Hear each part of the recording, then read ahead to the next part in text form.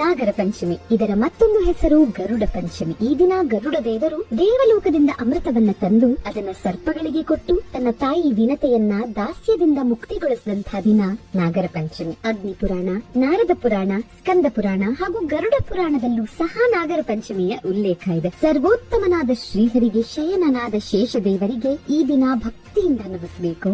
ಈ ದಿನ ಬೆಳಗ್ಗೆನೆ ಅಶ್ವತ್ಥ ಕಟ್ಟೆಯಲ್ಲಿರೋ ನಾಗರ ಕಲ್ಲಿಗೆ ಇಲ್ಲವೇ ಹುತ್ತಕ್ಕೆ ಹಸಿ ಹಾಲು, ತುಪ್ಪ ಜೊತೆಗೆ ಅಕ್ಕಿ ಹಿಟ್ಟು ಮತ್ತು ಅರಳಿನಿಂದ ತನಿ ಎರೆಯುವುದು ಪದ್ಧತಿ. ಸೋದರಿಯರು ಸಹೋದರರ ಹೊಟ್ಟೆ ಹಾಗೂ ಬೆನ್ನು ತಣ್ಣಗಿರ್ಲಿ ಅಂತ ಹೊಕ್ಕಳಿಗೂ ಬೆನ್ನಿಗೂ ಹಾಲನ್ನ ಹಚ್ಚಿ ತನ್ನ ತವರು ಮನೆಗೆ ಒಳ್ಳೆಯದಾಗ್ಲಿ ಅಂತ ಹಾರೈಸ್ತಾರೆ. ಈ ಸಂಪ್ರದಾಯದ ಹಿಂದಿನ ನಂಬಿಕೆ ಹೀಗಿದೆ: ಸರ್ಪಾಕಾರದಲ್ಲಿರುವ ಬೆನ್ನಿನ ಹುರಿ ಅಂದ್ರೆ ಸ್ಪೈನಲ್ ಕಾರ್ಡ್, ಇದಕ್ಕೆ ಹಾಲನ್ನ ಹಚ್ಚಿ ತೊಳೆಯೋದ್ರಿಂದ ಸರ್ಪಗಳು ಸಂತುಷ್ಟರಾಗಿ ಅನುಗ್ರಹ ಮಾಡುತ್ತವೆ ಎನ್ನುವುದು ನಂಬಿಕೆ. ಹೀಗೆ ಸಹೋದರಿಯರಿಂದ ಬೆನ್ನು ತೊಳಸ್ಕೊಂಡಂತಹ ಸಹೋದರರು ಸಹೋದರಿಯರಿಗೆ ಉಡುಗೊರೆ ಕೊಡೋದು ವಾಡಿಕೆ. ಇನ್ನು ಇದರ ಸುತ್ತ ಇರೋ ಮತ್ತೊಂದು ಕಥೆ ಹೀಗಿದೆ: ರೈತರು ಬಿತ್ತಿದ ಪೈರನ್ನ ಇಲಿಗಳು ತಿಂದು ನಷ್ಟ ಉಂಟಾಗುತ್ತೆ. ಅಂತಹ ನೂರಾರು ಇಲಿಗಳನ್ನ ನಾಶ ಮಾಡುವ ಕೆಲಸಗಳನ್ನ ಹಾವುಗಳೇ ಮಾಡಿ ಮುಗಿಸುತ್ತೆ. ತಮ್ಮ ಬೆಳೆಯನ್ನ ಕಾಪಾಡಿದ್ದಕ್ಕೆ ಕೃತಜ್ಞಾಪೂರ್ವಕವಾಗಿ ಹುತ್ತಕ್ಕೆ ರೈತರು ತನಿ ಎರೆಯೋ ದಿನ ಇದು ಅಂತ.